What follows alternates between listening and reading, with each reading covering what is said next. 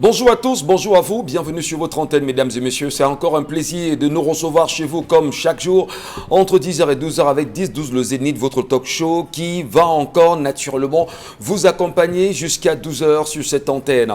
On souhaiterait en même temps beaucoup de courage à ces milliers de Camerounais et qui sont dans les rues depuis pratiquement 3h du matin, pour beaucoup depuis 5h du petit matin pour chercher, on dira, le petit gain-pain de la journée. Mais surtout sur la question, comment comprendre que l'on se réveille chez soi à 4h du matin pour tenter de gagner en longueur de journée certainement 1000 francs ou 2000 francs CFA et qu'on fera une économie à hauteur de 1000 francs assurément. Lorsqu'on se dit à la fin du mois, on peut gagner 30 000 francs épargnés, que l'on rappelle encore aux Camerounais que sur cette question aujourd'hui, l'État viendra collecter 15% de ce que vous avez épargné. Ça fait justement bruit. Il y a une clameur sociale aujourd'hui, même si le gouvernement camerounais tente à travers des communications sous-jacentes quand même de faire savoir aux Camerounais qu'il n'en est rien véritablement, que non, l'information est dehors. On attend les 15 jours qui sont ordonnés, qui sont donnés au chef de l'État afin de promulguer ces lois pensées par l'exécutif, notamment par les ministres et soumis à l'attention des sénateurs et députés. Madame, Monsieur, est-ce que cette loi passera? On en parlera. Mais surtout, l'une des questions qui fâche les Camerounais aujourd'hui, c'est la vie chère. Aujourd'hui, dans les marchés, les femmes ne parviennent plus réellement à revoir les quantités de nourriture réelles pour les familles. Le panier de la ménagère ne fait que s'amincir et d'aucuns sont allés très loin démontrer justement que les huiles raffinées ont des prix un peu plus élevés aujourd'hui sur le marché. Le riz en lui-même, même s'il est importé, n'a plus le même coût. Les coûts ont été revus à la hausse quand même et le sujet fait justement débat et on se demande dans quel climat les familles vont-elles passer cette fin d'année? Devrait-on se taire justement devant de telles réalités? Le peuple camerounais peut-il lui-même comprendre en réalité, comme beaucoup le disent aujourd'hui, que c'est encore une provocation? Si jamais il y a provocation, comment répondre à cette provocation aujourd'hui, madame, monsieur? Bienvenue à tous, on en parle assurément. Donald Brice Kamgan nous retrouve comme chaque matin. Bonjour à vous Donald et merci d'être là à nouveau sur le Zénith. Bonjour Michel Ngachou, je suis à nouveau encore inquiet ce matin. Encore inquiet? Au moins vous aimez le Cameroun aujourd'hui, on espère. Hein? Parce que oui. hier, vous nous disiez que vous aviez un peu honte d'être Camerounais. Oui, vous savez, l'une des difficultés du Cameroun dans ce contexte de crises diverses, c'est son incapacité à s'appuyer sur ce qu'on appelle les organes de médiation sociale. Ce sont des organes qui, en temps de crise, permettent d'impulser le dialogue, de négocier, d'échanger et d'éviter la violence, l'escalade de la violence qu'on observe dans l'extrême nord, dans le nord-ouest, sur le sud-ouest, etc. Qu'est-ce qui se passe en Côte-d'Ivoire? Le sous-préfet de Yaoundé 2 vient d'interdire une manifestation, une réunion publique, qui était prévue ce matin. Réunion organisée par le REDAC, le réseau des défenseurs des droits humains, avec d'autres acteurs politiques et de la société civile, pour réfléchir sur une offre de paix, une offre de médiation et de la création d'une commission vérité, réconciliation et justice sur la crise dans le nord-ouest et le sud-ouest. Le sous-préfet de Yaoundé 2, comme à l'habitude des autorités, évoque des risques de propagation de l'ordre public et ainsi de suite. Propagation du coronavirus et troubles à l'ordre public, c'est le motif que vous avez souvent l'habitude d'entendre. Je voudrais ajouter à côté de ce fait qui vient de survenir ce matin, un autre fait, la démission hier du président général de l'EEC, l'Église évangélique du Cameroun, Samuel Njetoya, qui a été élu en 2017 et qui depuis lors n'a pas pu diriger l'EEC à cause de la manipulation à la fois de la justice et des élites de la région du littoral. Très bien. Je sais très bien de quoi on l'a entendu sur cette question, il a dit qu'il démissionne pour des raisons de paix. Il a été poussé à bout en fait, voilà. C'est ça la réalité. Très bien. Charles Amembachou, bonjour à vous et bienvenue ce matin. Bonjour monsieur Michel Ngachou, bonjour à tous les téléspectateurs. Monsieur Michel Ngachou, vous vous plaignez de la cherté, vous vous plaignez de l'huile qui a monté, vous vous plaignez des sorties. Depuis pratiquement 3 ans, on ne cesse de se plaindre d'une seule personne, celui qui est devenu le Manitou au ministère du Commerce, monsieur Michel Ngachou. Lorsque vous laissez quelqu'un en service pendant 17 ans et 6 jours, vous vous attendez à quoi? Le ministre Luc Magloire à Tanganambargaya est installé là depuis 17 ans et 6 jours. On l'a nommé le 8 décembre 2004. Calculez, monsieur Michel Gatchou. Le 8 décembre 2004, le ministre Magloire à Tanganambargaya est assis là. 17 ans, monsieur Michel Gatchou. 17 ans comme ministre. Vous vous attendez à quoi? Vous vous attendez à quoi? 17 ans comme ministre, 17 ans 6 jours comme ministre d'une république, monsieur Michel Gatchou. Vous vous attendez à quoi? Calculez. Nous sommes aujourd'hui le 40e, le 16. Nous sommes le 16. C'était le 8 décembre 2004. Je dirais que ça fait 8 jours en fait. 17 ans, 8 jours. 8 jours, ajoutez comme vous pouvez. Merci beaucoup, cher Lamel. C'est tout. Et on comprend bien sûr votre colère avec laquelle vous entrez ce matin. Tout à l'heure, madame, messieurs, vous serez également servi de la colère de Charles Lamel Bachou au courant de l'émission. Tout disait passer les 30 minutes. Chère Isabelle Carole, bonjour à vous, madame. Bonjour à vous, Michel Gatchou. Il a eu droit à un accueil digne de son rang d'icône nationale et même internationale. Bonjour Saint-Mélimar, bonjour aux autres. Suivez mon regard. Et bien sûr, on peut le dire, c'est le chouchou du pays. On est très content de lui. Dominique Audrey, bonjour à vous, madame. Bonjour Monsieur Ngatchou, bonjour aux téléspectateurs. Ce matin, les populations de Bonabéry ont assisté à un spectacle nauséeux, nauséabond, dégueulasse. J'aurais pu dire merdique parce que on a des individus qui arrêtent les mototaxis en route. Et je ne sais pas comment ça s'est passé, mais ça a fini en bagarre. Il y a malheureusement le phénomène de ce qu'on appelle des noirs, une catégorie de mototaxis qui sont réputés pour être très dangereux et porteurs de certaines armes.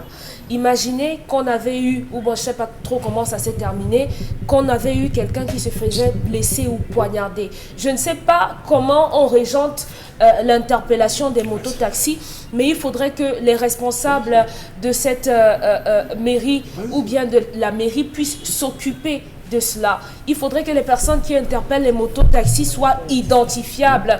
Et il y a une manière d'aborder les gens aussi. Il y a trop de violence dans cette histoire.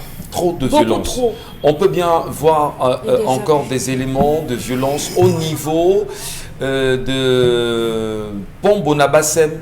Voilà, ici à Douala, Pont-Bonabassem. Ils sont barbares. C'est incroyable la provocation dans laquelle les mairies s'impliquent aujourd'hui avec les usagers de la route. On peut être mototaximan, on peut avoir sa moto, mais ceux-là en réalité qui prennent même sur eux d'interpeller des voitures, on a envie de savoir ça se passe comment dans ce pays. En tout cas, merci à vous mesdames et messieurs. Restez des nôtres de toutes les façons. Allez réagir et interréagir comme le veut la tradition. L'histoire de Dominique Audrey. C'est une dame qui nous dit que c'est grave dans sa maison. Elle vous interpelle chacun et elle dit « Mon époux est revenu le week-end dernier avec des provisions qu'il a reparties comme suit. Sac de riz de 50 kilos, sac de pommes, pâte alimentaire, demi-sac d'arachide, plantain, huile, savon. Ça doit aller du côté de sa maman pour les fêtes de fin d'année, pour un partage de ce côté-là. Vous pouvez même pas encore reprendre, s'il vous plaît. Sac de riz, 50 kilos, sac de pommes, pâte alimentaire, demi-sac d'arachide, plantain, huile et savon. Ça, c'est pour sa mère. Et pour sa belle-maman, il a donné un sac de riz de 50 kilos et une palette de poissons, les bars. Ça, c'est ce que sa femme doit envoyer à sa belle-maman. Sa femme a fait un caca nerveux. Il lui a fait savoir que non, écoute, chez ma mère, on est plus nombreux. Dans ma famille, on est plus nombreux. Donc vraiment, c'est pour ça que j'ai acheté autant de choses. Et de ton côté, essaye de partager ça comme ça avec ta mère et tes tantes et tout. La femme dit qu'elle est très énervée parce que tout au long de l'année, son mari envoie toujours de la nourriture du côté de sa famille. Mais quand c'est à elle, lorsqu'elle comptabilise, son mari a à peine donné la nourriture à sa mère pendant 5 fois au cours de cette année. Donc elle dit, moi également j'ai des oncles, j'ai des tantes et j'ai des cousins à qui je pourrais partager cela pendant les fêtes de fin d'année, mais mon mari n'est pas équitable dans la répartition de ce genre de choses et je lui ai dit, si jamais au grand jamais il ne donne pas un peu de respect, un peu plus, s'il n'agrandit pas le paquet pour ma famille, moi je ne donnerai pas ce riz et ce poisson. Est-ce que je suis en tort? Chers messieurs sur le plateau, pourquoi vous faites ça? Et pourquoi pas vous les dames? Non, elle dit, cher monsieur, sur ce plateau, C'est pourquoi vous- vous faites ça? Cette question est de vous ou bien de la femme? Pourquoi pas vous les dames? Non, je veux savoir. Je dis, c'est la moi chute. qui restitue Vous l'histoire. me pas restituer. Oui, et la justement, chute. vous Alors- interpellez les messieurs sur le plateau. Non, je veux savoir si Elle c'est nous elle qui accuse. interpelle ou alors si c'est la C'est dame qui raconte une l'histoire. Pourquoi vous interpellation faites ça? de la dame qui raconte l'histoire. Il y avait tellement d'organes dedans. Bon. Voilà. Il n'y avait pas d'organe. Voilà. Allez, on va bien sûr ce matin parler des cadeaux qui sont très souvent attribués à nos familles en fin d'année. Eh bien, on parlera peut-être de la quantité de cadeaux que l'homme devrait donner à sa propre famille, sa famille souche, et à sa famille qui est celle, sa belle famille aujourd'hui. La dame pense quand même qu'il n'y a pas d'équilibre entre ce que sa famille reçoit et ce qui est censé aller chez l'homme. Je pense quand même que dans l'histoire, lorsque on en parlait, il y avait une petite nuance à faire, Dominique Audrey. De quelle nuance vous parlez? Chez l'homme, qui semblerait-il avait une famille beaucoup plus nombreuse que celle de la femme. Je l'ai mentionné. Ah, merci beaucoup. Et ça ne Merci. change rien. Merci beaucoup. Michel On a Gachet. bien envie de comprendre. Ça ne change absolument Ah rien. d'accord, vous avez pris position. Hein. Là, c'est encore l'histoire ou bien c'est vous? Vous ne l'avez pas interpellé, Oh, Chalam. ben non, Dominique. Ça ne change Dominique, rien, Michel Gachou. Oui, Dominique. Michel. Allez, on va poursuivre l'émission. Bien sûr, Voilà. on y va. Allez, justement, vos avis et commentaires, madame, messieurs, proportionnellement, qu'est-ce qui devrait aller chez la mère et chez la belle-mère? Est-ce qu'on devrait faire partage égal? Est-ce qu'en regardant les nombres, les quantités, je veux dire, les nombres quand même dans les familles, on peut se dire ça peut être plus élevé, d'autre côté moins élevé. Est-ce qu'en réalité ça devait faire problème aujourd'hui? Je commence par vous, Isabelle Carozopet. Est-ce qu'en réalité ça devait faire Et ça problème? laisse aux hommes, c'est- D'abord, les femmes d'abord. Hein. Toujours. Est-ce que ça En devait fait. faire problème concrètement aujourd'hui? Est-ce que la répartition, c'est un souci fondamentalement? Non, c'est pas un souci. Moi, je trouve que cette dame, pour reprendre l'expression de Charles Amel, elle dérange. Elle dérange. Elle dérange vraiment ce matin, cette femme. Dérange. Je dis qu'elle Non, dérange. pourquoi? je m'occupe de votre midi aujourd'hui. Oh là là. Attendez, ça chute. D'accord. Félicitations, Carole. Je m'occupe de votre Elle midi dérange aujourd'hui. Michel Ngachou. Vous avez un homme qui prend sur lui de dire, ok d'accord, voici les paquets pour votre famille, voici les paquets pour ma famille. C'est un homme qui aime cette femme. Vous savez pourquoi? Parce que quand une femme prend le paquet et qu'elle va dans la famille de l'homme donné, on ne voit pas l'homme derrière. C'est-à-dire que dans sa famille à lui, on voit la dame qui a porté le paquet pour venir offrir. Il se serait arrêté lui-même en rentrant du travail et aurait dit à sa mère, pardon, vite ce qu'il y a dans la malle arrière. Mais il prend, donne à sa femme pour dire, va donner à ma famille. Elle n'arrive pas à comprendre la symbolique qu'il y a derrière. Il veut faire comprendre à sa famille, j'ai une femme qui pense à vous. Et ma femme vous aime énormément. C'est pour faire taire certaines velléités, certains ragots et tout. Pour amener la paix, pour qu'il y ait une certaine tranquillité. Sinon, il l'aurait fait de lui-même. Mais quand il dit à sa femme, écoute, va le faire. Et il faut voir, quelque part, cette femme est radine. Parce que si c'est un homme qui se lève, va faire les courses et dit, va donner ça à ma famille, ça veut dire qu'il sait qu'il a en face une femme qui sur 100 ans, 1000 ans ne dira jamais, chérie, vraiment j'ai acheté un sac de riz de 10 kilos et je suis allée donner à ta mère. Parce qu'en réalité, c'est une femme qui dit, mon mari, écoute, vraiment on est en fin d'année et tout, tu ne trouves pas que ton oncle là, vraiment il faut qu'on essaie de revoir si on peut changer sa moto ou si on peut aller apporter un sac de riz. C'est la femme qui apporte ce genre de dialogue dans un couple. Mais quand c'est l'homme qui ramène ce genre de débat sur la table, qui va faire les courses, c'est à s'interroger sur le comportement de la dame. Moi, je crois qu'elle doit remercier le ciel parce qu'elle a un mari en or. Il y a des hommes qui restent avec vous 5 ans, 10 ans, 20 ans, qui ne demandent jamais si votre famille a mangé ou quoi que ce soit. Mais il prend celui de faire un paquet pour votre famille à vous et pour sa famille à lui. Vous savez, il faut que les femmes le retiennent. Lorsqu'on va dans sa belle famille, vraiment amener tout. Ramenez tout là-bas parce que ça ne vous enlève rien. Il a donné plus que à votre famille. Mais vous, la dame, vous gagnez combien derrière votre mari? Quand il envoie vos frères à l'école, quand il complète l'argent de pension, quand votre mère est malade, sur l'année, il envoie l'argent combien de fois? Parfois, il n'est même pas malade, ce n'est qu'un simple mot de tête. Mais on en fait tout un grand petit, vraiment, vraiment et tout. Il se retrouve en train de donner de l'argent. Donc, ça veut dire que ce qu'il fait en fin d'année, on ne devrait même pas faire de ça un problème. Parce que sur toute l'année, on mange l'argent du mari. Le mari s'occupe de la famille. C'est pour ça qu'on dit que la dot ne finit pas. Parce qu'un homme, dans toutes les situations, se retrouve toujours en train de faire ci, de faire ça. Quand il y a le funérail qui sort, c'est lui qui gère. Quand elle décède, c'est lui qui gère. C'est lui qui doit acheter les couvertures et tout. Donc, vous voyez Je que... salue mon beau. Maman, le non, moi-même, Je salue mon beau. Très bien. J'ai entendu Isabelle Isabelle Carole Carole, nous donner des elle chansons salue. ce matin à l'entame de l'émission. Alors là, Il y a de bravo, l'amour dans bravo, l'air. bravo. Bravo La nuit Isabelle, était bravo. très belle. Ah. Vous avez Voilà. parlé, on ne peut rien dire. Vous avez dit. Mais j'ai quand même vu Dominique Audrey hocher la tête en disant non. Hein, Non, vous n'êtes non, pas non, d'accord, c'est- Dominique. C'est pour Non, dire, c'est c'est pour son dire en avis. fait, Michel, il faut pas s'agripper sur ce genre de choses. Au contraire, il faut même encourager le monsieur dans ce genre d'initiative. Parce que la personne qui gagne le plus en retour, c'est la femme. Peut-être qu'on ne le dit pas si fort, mais c'est la femme qui gagne toujours. Puisque même si vous voulez qu'il donne un bœuf à votre mère, c'est facile de lui dire ça autrement. Et un autre jour, ce n'est pas sur les faits que vous devez le dire.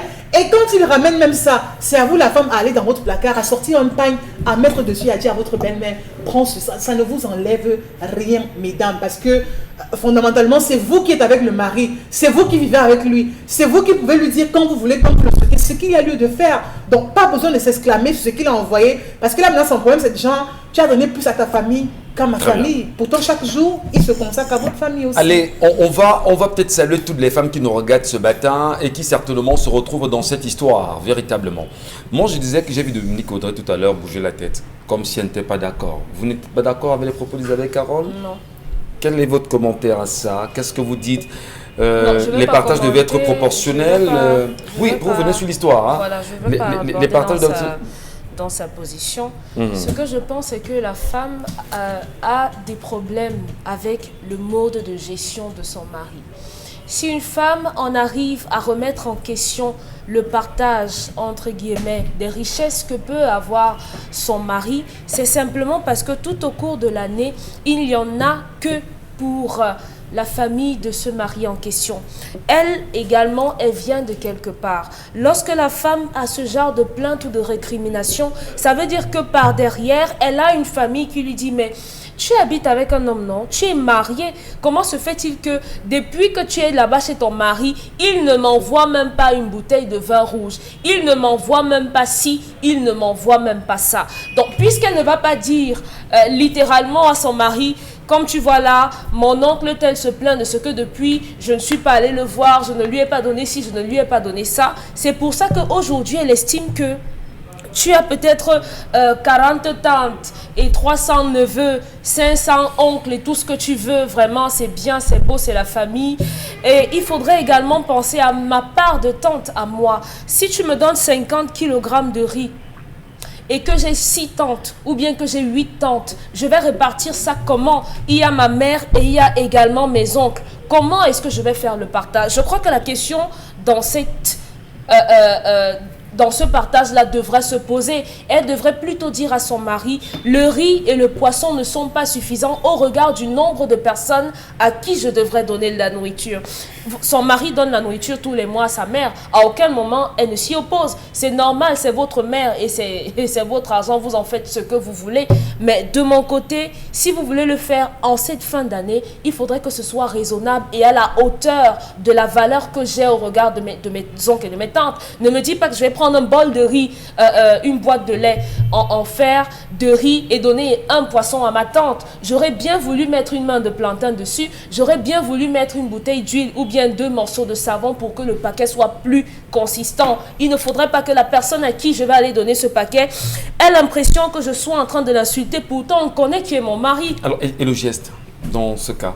Le geste de quoi? Le geste qui est fait. On peut faire le même geste en face, non?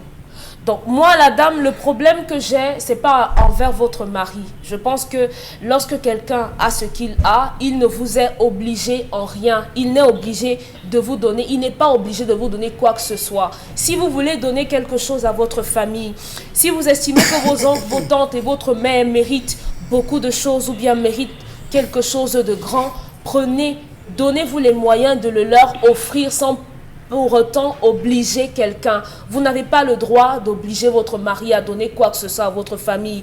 Quelqu'un de logique, qui pense bien, qui réfléchit normalement, c'est qu'à la fin de l'année, je dois venir avec une voiture chargée pour ma belle-mère. Et si la personne ne le fait pas, vous n'allez pas l'y contraindre parce qu'il a préféré sa famille ou bien qu'il privilégie d'abord sa famille. Donc vous le laissez et vous mettez votre famille, votre tante, votre père, vos oncles, là où vous voulez qu'ils soient. Moi, je connais des belles-mères qui vous disent, quand vous ramenez, quand la fille même ramène chez la belle-mère de Nabris, elle dit, ben, est-ce que c'est suffisant chez toi pour que tu me ramènes autant ici à la maison? À un moment donné, est-ce que les belles-mères, du moins on sait que le garçon doit s'occuper de sa belle-mère, ça c'est une évidence, et ça c'est reconnu chez nous, je vais dire chez nous Africains aujourd'hui, le garçon s'occupe de sa belle-mère et la fille s'occupe de son beau-père, ça c'est naturel.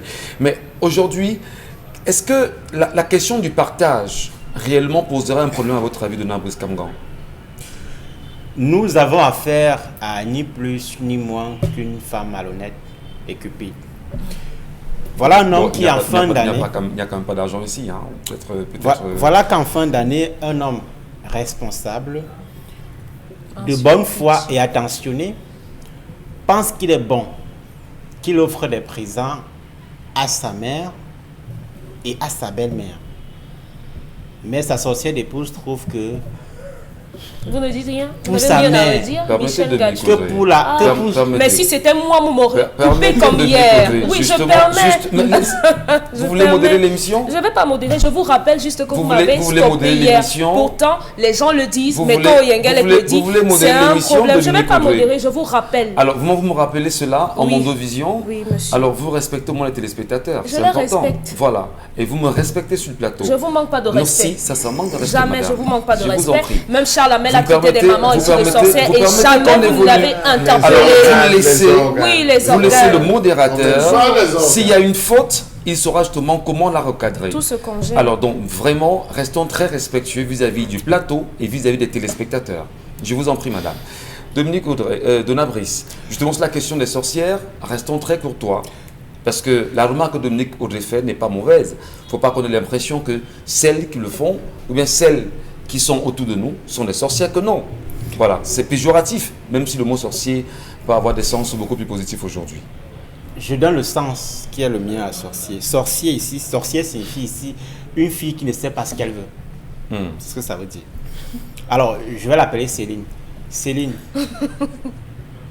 ton époux achète des présents pour ta mère et pour sa mère. Toi, tu estimes que les présents de ta belle-mère sont en grande quantité. Elle ne dit pas que les présents... J'ai suivi l'histoire. Elle ne dit pas que les présents de sa mère à elle ne sont pas suffisants. Elle dit qu'elle a aussi des cousins et des oncles. C'est ce qu'Audrey a dit. Oui. J'ai aussi des cousins et des oncles. C'est une fille malhonnête. C'est pour ça qu'elle parle de malhonnêteté. Pourquoi?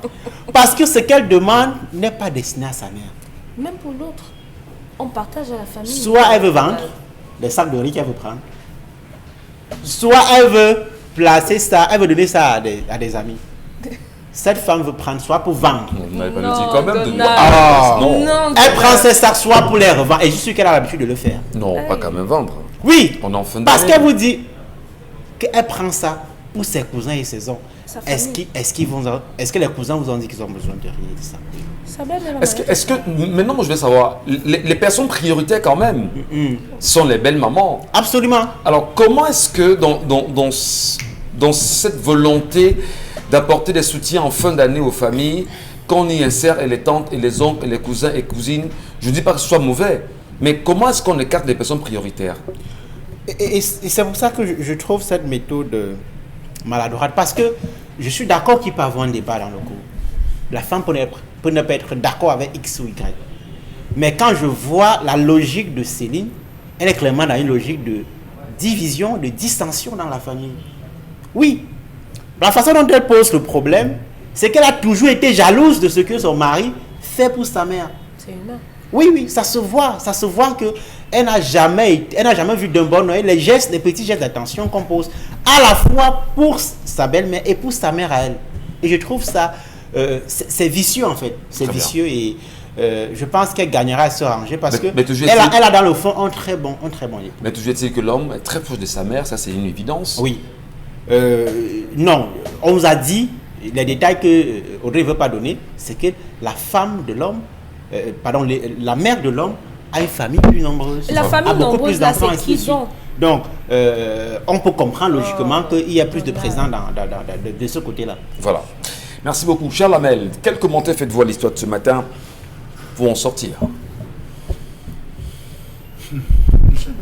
C'est compliqué. Hein? Comment ça? C'est très compliqué. Vous savez, il y a des familles, lorsqu'ils donnent leur fille en mariage, ils attachent encore la corde. On dit, Isabelle, oui, va au mariage. Tu es venu la prendre, c'est notre fille, pas.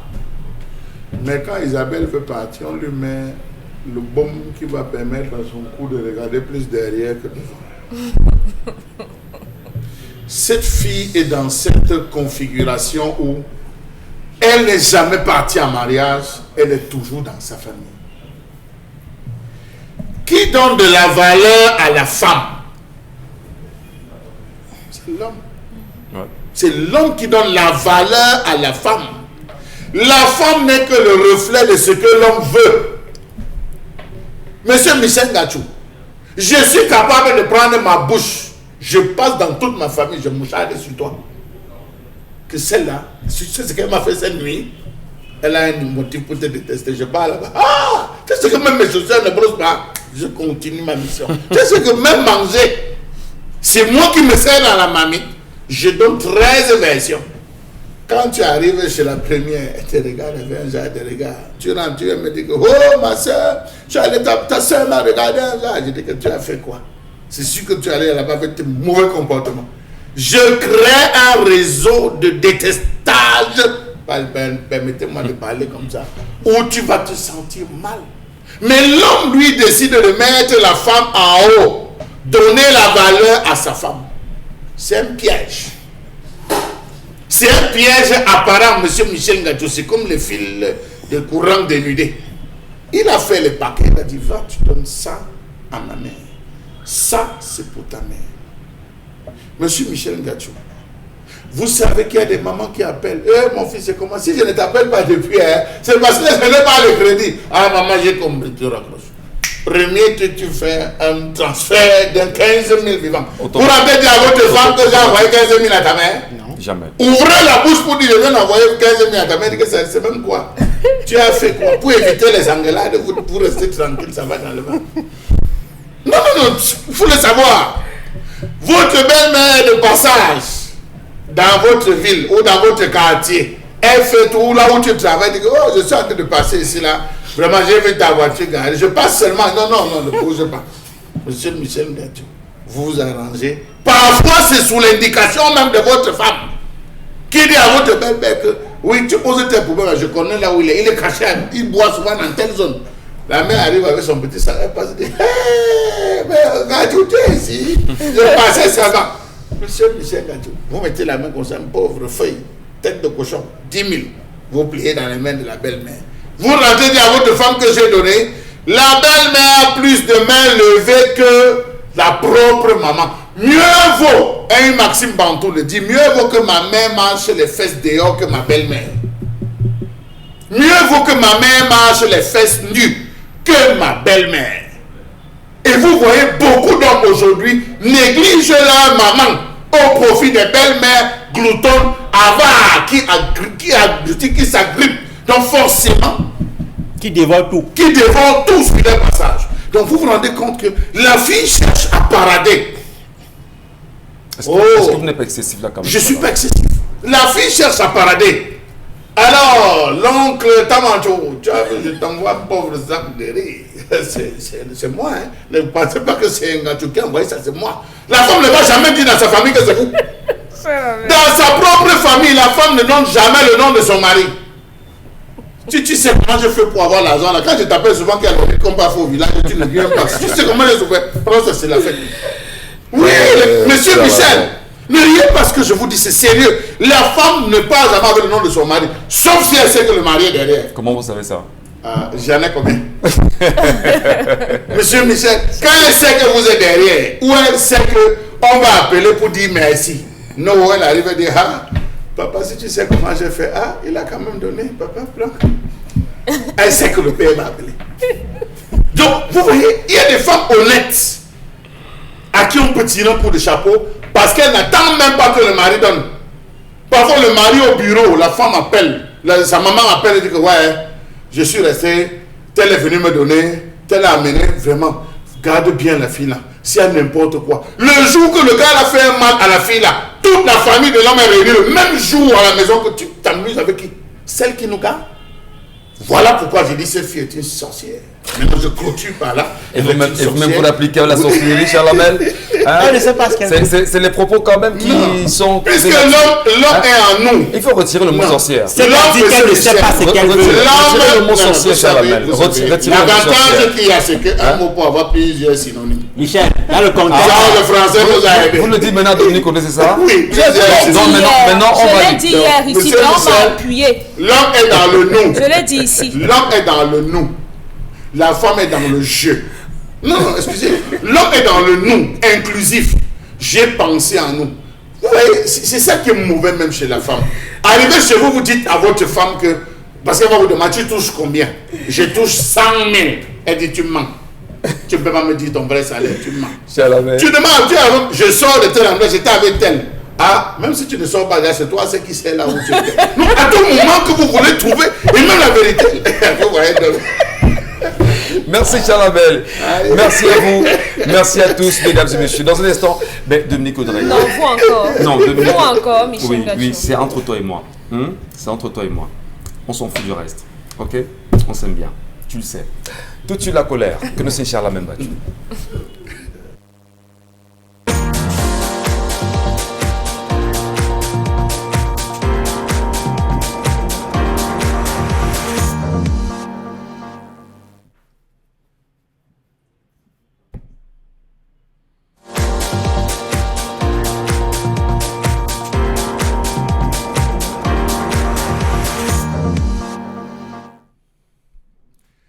Je m'interroge ce jour sur la question de l'occupation anarchique des voies secondaires dans ce pays. Comment comprendre cette occupation anarchique des voies secondaires par des personnes en complicité avec la mairie de la ville et la mairie des communes d'arrondissement? Comment comprendre que les voies secondaires nouvellement construites servent à tout autre chose que ce pourquoi elles ont été construites? Bépanda en tête. Village, Dakar, Dokoti, Bonamou Sadi, Koto et j'en passe. Tous les axes nouvellement construits, les voies secondaires, les voies d'entrée de contournement, si on peut le dire, désormais sont occupés en voie de décrépitude. Quand Yabassi, Monsieur Mbassadine, pourquoi avez-vous mis les pavés au camp Yabassi si ceux qui vont l'utiliser sera l'huile de vidange, l'huile de frein, les boulons et toute autre chose sans que les usagers, ceux-là qui payent des impôts, puissent avoir accès à ces services? Les voies secondaires sont devenues des bars en plein air, des braises où on fait de la braise de poisson, des garages, casse de voitures, parking improvisé, passe-temps favori des familles sans aucune gêne, garage dépannage mécanique spontané, stade de football. À quoi? Les rues là, secondaires de contournement sont devenues des stades de football où à temps et à contre-temps on joue. Des marchés spontanés, Bépanda, des marchés spontanés. On crée des marchés sur des rues en pavé. Bonateki, des agences de voyage. Je vais citer cette agence parce que ce n'est pas la publicité. Transcam, au camp Yabassi, est sur les rues en pavé. Agence de voyage, tout l'axe là, il y a des transporteurs clandestins sur les voies secondaires. Comment expliquer ça? Comment comprendre que des activités génératrices de revenus s'y sont développées? Les commerçants, passagers, usagers de la route et populations environnantes trouvent leur compte dans le désordre urbain. Comment comprendre cette situation qui provoque des bouchons à n'en plus finir sur ces voies secondaires du fait de l'occupation anarchique? Stade Femme pour Dagobert. Alors là, c'est la totale. Descendre marché de Pommes. Vous avez cette rue. Tout est garé, le stade même occupé, c'est des parkings, on commercialise tout. Non, monsieur le maire. Non, monsieur le maire de la ville. Les voies secondaires, on les place. Les voies de contournement, on les place. Ce n'est pas celle-là qu'on est en train de réserver. Et vos équipes perçoivent l'impôt libératoire. Comment comprendre que juste après la construction de ces voies secondaires, des activités commerciales populaires telles que la vente des produits vivriers, tomates, condiments, des vêtements, du petit matériel de quincaillerie électronique, l'implantation des boutiques amovibles, des brocantes et des points de transfert d'argent et de crédits de communication soient nés. Trop, c'est trop. Voilà le patrimoine de l'État, voilà la destruction comme un jeu. Ça a coûté combien à l'État pour que vous, aujourd'hui, vous abandonnez? Pauvre vie. Les nègreries africaines. Comment s'en sortir? Très en colère ce matin, Charles Membatou. Très en colère quand même. Quant au désordre urbain aujourd'hui, l'incivisme même d'ailleurs, qui caractérise non, pas mal. Entretenu. Ne dites plus c'est entretenu. L'incivisme entretenu? Oui, parce que dès que vous percevez le ticket, on agrandit la boutique. On est reconnu. Sur les axes secondaires? Oui. Sur les voies secondaires. Voilà. Vous comprenez? Grand chose à ça aujourd'hui, madame, messieurs. Et des quartiers ont été cités quand même, hein, ici à Douala. Charles Hamel qui a pris la peine quand même de faire ce détour dans pas mal de quartiers de Douala pour se rendre compte qu'effectivement sur les axes secondaires, des personnes ont choisi bien sûr de les occuper aujourd'hui. Mais pourtant, il y a une détérioration quand même de ces voies naturellement. Et on se demande que fait exactement la mairie de la ville sur la question de Nabrice Kangan. Qu'est-ce que vous y laissez comme commentaire? Vous connaissez Jean-Marc Ella? Oui. Le sociologue. Le prêtre. Alors, il y a un ouvrage qui s'appelle « Quand l'État pénètre en brousse ». Nous sommes dans la réalité de cet ouvrage. L'État est en panne. Oui. Et la violation de la loi, la promotion de l'informel est dans l'ADN de notre système de gouvernance. Charles Hamel a décrit la réalité de ce désordre urbain que nous voyons tous dans les grandes villes du Cameroun. Ce désordre urbain qui a plusieurs causes, mais qui a pour principale cause l'absence de vision et la légèreté dans la gouvernance. C'est-à-dire qu'on ne va pas dans les causes profondes des maux lorsqu'ils se posent. Donc l'État, dans ce cas, pour reprendre Jean-Marc Ella, est en brousse. Créer quand même des voies secondaires, ne pas les entretenir, ou du moins les entretenir avec l'incivisme des populations qui ont choisi d'installer, on va dire, des comptoirs. Je disais qu'il y a plusieurs causes. L'une des causes, c'est la croissance urbaine, la démographie. Une ville, nos villes, d'abord, ne sont pas planifiées. Au Cameroun, on ne sait pas combien nous sommes. Lorsque vous ne savez pas combien vous êtes, comment vous faites pour savoir le nombre de routes en pavé, le nombre de kilomètres de routes qu'il faut bitumer, le nombre de ponts qu'il faut bâtir? On est dans la navigation à vue. Et quelle est la conséquence? C'est la débrouillardise.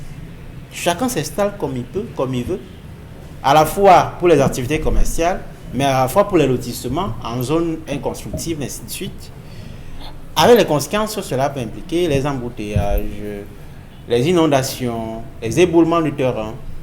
Nous sommes dans la promotion, le règne de l'informel. Tant que ça sert les intérêts de quelques-uns, malheureusement, quelques-uns dont nous parlons, sont ceux qui sont censés mettre de l'ordre. Les administrations municipales, les ministères. Pour ce cas-ci, c'est bien les administrations municipales. Le fait de percevoir une taxe sur une personne, chez une personne installée dans une zone inappropriée, dans un espace inapproprié, lui donne malheureusement des droits sur cet espace. Absolument, absolument. Donc c'est entretenu par les mairies d'arrondissement, par la mairie même de la ville aujourd'hui, va-t-on dire, par les préfets, les sous-préfets, par le préfet ou les préfets, naturellement, et les sous-préfets aujourd'hui. On appelle ça en droit la situation de fait.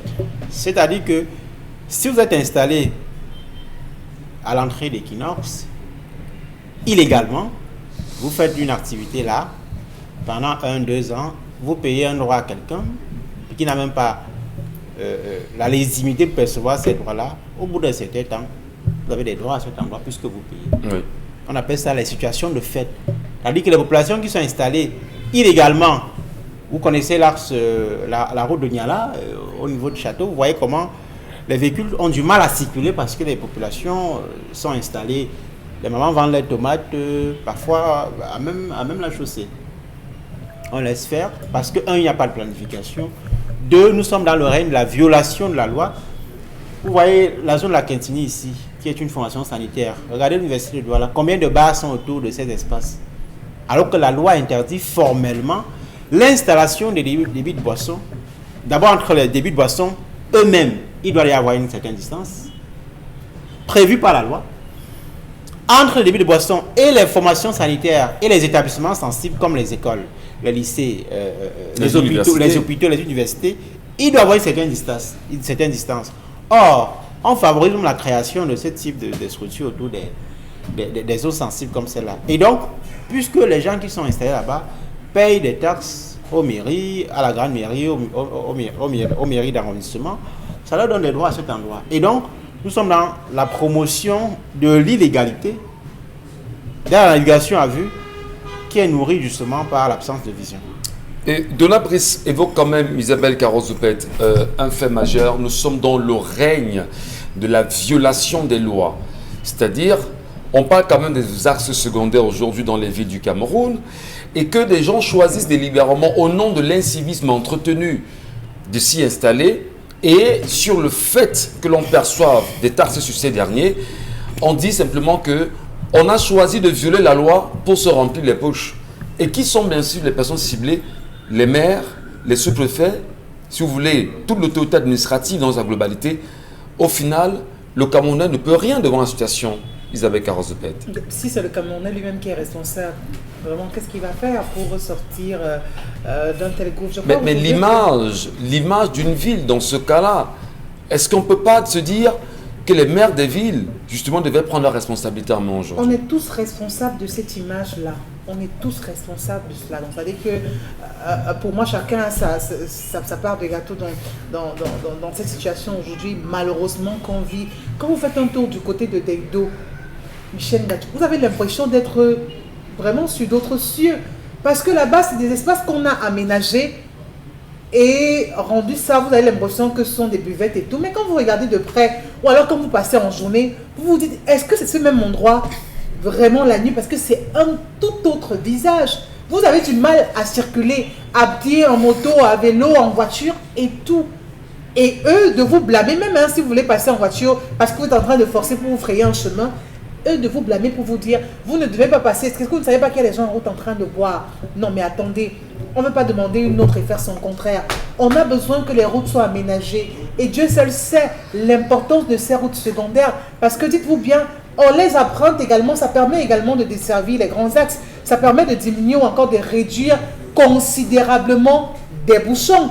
Parce qu'au lieu de prendre une route directe, vous savez bien que en prenant ces autres voies, vous pouvez vous rendre plus simplement à votre destination. Donc je crois aujourd'hui que la responsabilité va aussi bien des populations que de tous ceux qui sont chargés de pouvoir veiller à l'application stricte de cette loi. Sinon, ça coûte quoi aux différentes autorités locales de taper du poing sur la table et de dire vraiment, veuillez rendre des eaux potables à regarder, veuillez restituer le trottoir et tout ce qui va avec. Ça coûte quoi de pouvoir le faire? Parce qu'on a totalement transformé ça. On crée des marchés à tout bout de chemin. Dès qu'il y a un peu une route qui soit aménagée, qu'on est déjà venu ouvrir une brocante, on vous met le congélateur. Voici le conteneur ici. Mais vous trouvez les congélateurs jusqu'au bout. Non mais attendez, on ne dira pas encore que le chef de l'État. À un moment donné, il faut que chacun à son niveau essaie aussi de prêcher dans le sens. L'incivisme, justement, part d'où quand même, Isabelle Carole? Par des populations. Par des populations qui est supposé je vais dire, éduquer la population. Non, elle n'a pas besoin. Non, on va pas rentrer dans ce jeu. Mais si, non, on va pas rentrer dans ce jeu. Non, on va pas rentrer dans ce jeu. Vous choisissez Non, de violer les noirs, du tout. vous savez exactement qu'il ne faut pas s'installer à ces Non. endroits. Vous vous installez néanmoins et l'autorité vient percevoir des droits sur votre comptoir. Aujourd'hui, l'autorité et le Camerounais sont forcément à l'origine justement de l'incivisme. Pourquoi on aménage les voies secondaires? Pour le bien-être Pour des créer la populations. fluidité, justement, À qui ça en profite matière de l'aménagement? Non, posons-nous des questions. À qui ça profite l'aménagement des voies secondaires? Ça profite à qui? Parce qu'en même temps, le maire ou bien d'autres autorités, dès qu'ils ont leur motard là devant, ils ne subissent pas les embouteillages, le mauvais état des routes parce qu'ils ont des voitures adaptées et indiquées. Ça veut donc dire que les premières personnes à qui profite cet aménagement, c'est aux populations. Ça veut dire que c'est à eux premièrement de pouvoir veiller à cela, de ne pas laisser qu'on crée tout et n'importe Mais quoi. la population de ne pas va se lever transformer. personnellement, sans vous couper madame, la population va se lever personnellement et venir dire je m'occupe de ça. Il y a quand même l'autorité administrative, il y a le maire Ça veut de la donc dire ville. que vous qui avez Il y a- ouvert un bar, il y a la vous mairie, savez que vous il y a la devez police mettre municipale. les chaises uniquement à l'intérieur de votre bar et de ne pas mettre les chaises d'un point, traverser toute une rue, Allez, toute de une l'autre rue côté. avec les chaises et aller mettre de l'autre côté. Donc ça veut Refusant dire- même aux gens qui arrivent de pouvoir Donc, circuler ça veut avec dire- leur véhicule. Ça veut dire qu'on peut faire un tour à des dos cette soirée, cette journée ou dès lundi, et justement, et faire le ménage. Mais c'est possible de le faire si et seulement s'il y a une prise de conscience collective. Ça veut dire qu'il n'y aura même pas besoin qu'il y ait une descente sur le terrain, mais chaque gérant saura que voici ma limite, je devrais m'en tenir à ça. Très bien. Vous connaissez le Rwanda? Bien Au évidemment. Rwanda, il y a les mototaxis qu'on a ici. Mais il n'y a pas l'incivisme qu'on vit au Cameroun. Vous savez pourquoi? Parce que c'est organisé. Moi, j'aime les discours théoriques que nous tenons. Les populations sont censées. Je suis d'accord. Mais il y a des gens qui sont censés organiser la cité. Ne faites pas comme si Voilà. nous ne sommes pas dans. C'est pas l'état de nature de Thomas Hobbes. Non. C'est pas l'état de nature. La société est organisée. Il y a des gens qui sont censés gérer la cité. Sinon, chacun fait ce qu'il veut. Très bien. Or, ce que nous observons, c'est que, regardez ici, regardez dans nos quartiers, il y a des débits de boissons qui sont censés être fermés à 22h, 23h. Qu'est-ce qui se passe?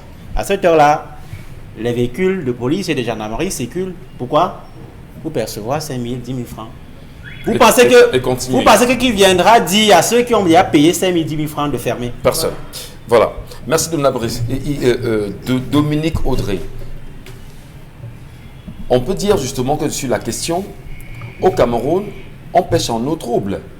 On crée tout ce désordre-là pour pouvoir se faire un peu d'argent. Et là, ici, il n'y a pas de l'autorité qui laisse faire quand même. Je dirais comme Bonbon Bengan que ces gens ont perdu totalement le contrôle. On a totalement perdu le contrôle. Donald Brice a parlé de la démographie. Effectivement, on observe des phénomènes migratoires aujourd'hui qui ne sont pas contrôlés. Et ce n'est pas contrôlé pourquoi? Tout le monde a tendance à vouloir se retrouver dans les grandes métropoles parce qu'on se dit effectivement que tout se passe ici. Et abusivement, on a participé à créer ce qu'on appelle encore l'arrière-pays, ce qu'on ne devrait même pas appeler arrière-pays, parce que justement nos villages ne sont pas développés, parce que d'autres villes ne sont pas développées, tout le monde court pour venir se retrouver ici, et dès le moment où on est ici, tout le monde ne peut pas être fonctionnaire, c'est chacun qui va improviser sa librairie sur un poteau de néo. C'est chacun qui va improviser son shopping net au niveau du carrefour. C'est chacun qui va faire un certain nombre de choses et ils vous diront, vous voulez qu'on mange quoi? Je vais nourrir ma femme et mes enfants avec quoi? Donc ce sont des gens aujourd'hui qui sont en train d'éviter de subir ce que malheureusement notre gouvernement a créé. Il n'y a pas eu d'anticipation. On n'a pas anticipé sur la durée en se disant à tel nombre de temps on sera à telle population et il faudrait impérativement qu'on pense à avoir des écoles à ces endroits-là pour qu'on n'ait plus de gens qui viennent fréquenter à Yaoundé, à Douala ou bien une réelle politique démographique quand même.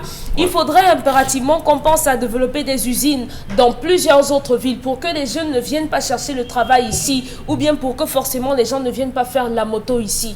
Ici, tout le monde aujourd'hui a une caisse où on vend des bonbons, où on vend des chewing-gums, où on fait des transferts électroniques. C'est au milieu de la route.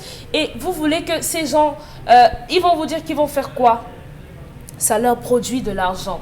Ça leur produit de l'argent. Et qui n'aime pas l'argent? On dit ici que l'argent tord le fer tous les jours. Donc eux, ils sont qui pour refuser cet argent qu'on leur donne gracieusement? Mais concrètement, Dominique, qu'est-ce qu'on peut faire et qu'est-ce qu'on doit faire là, présentement, en estimant que Si l'autorité on dit- administrative vous regarde, le maire de la ville vous regarde? Le qu'est-ce que problème n'est pas au niveau de ce maire-là. Il ne pourra absolument rien faire. Parce que dites-vous bien que si on vient casser ces gens aujourd'hui, Donc, le on problème, va c'est- casser ici et ils vont aller construire Le ailleurs. problème, c'est au niveau demain. de l'État central, Le alors. problème est plus haut. L'État Si central on n'a ne pas veut pensé plus, la politique démographique. On étouffe ici. Mhm. On étouffe dans la ville de Douala. Ouais. Et d'aucuns vous diront même que par rapport à la crise économique que le pays a connue, il y a beaucoup de personnes qui se sont lancées dans l'informel, qui ont commencé à travailler comme ça. Aujourd'hui, beaucoup de commerçants vous disent, on n'a pas la possibilité de vendre dans des marchés, on n'a pas l'argent pour payer des boutiques qu'on nous propose dans les marchés. Conséquence, on est obligé d'être dehors. Donc, si on ne veut plus que la ville soit comme ça, il faudrait impérativement qu'on donne les mesures aux uns et aux autres de ne plus affluer par ici. Il y a beaucoup de Camerounais qui sont partis du Nozo à cause de la crise, qui se sont installés ici. Moi, je ne dirais pas qu'on les casse, mais trouvons un endroit approprié pour pouvoir les recaser, c'est un bien grand mot, mais les déplacer tout de même. Merci à vous, Dominique Audrey Oyengelek. Merci également à ceux et celles qui sont en ce moment devant le petit écran. Madame, messieurs, on se retrouve lorsqu'il sera 11h.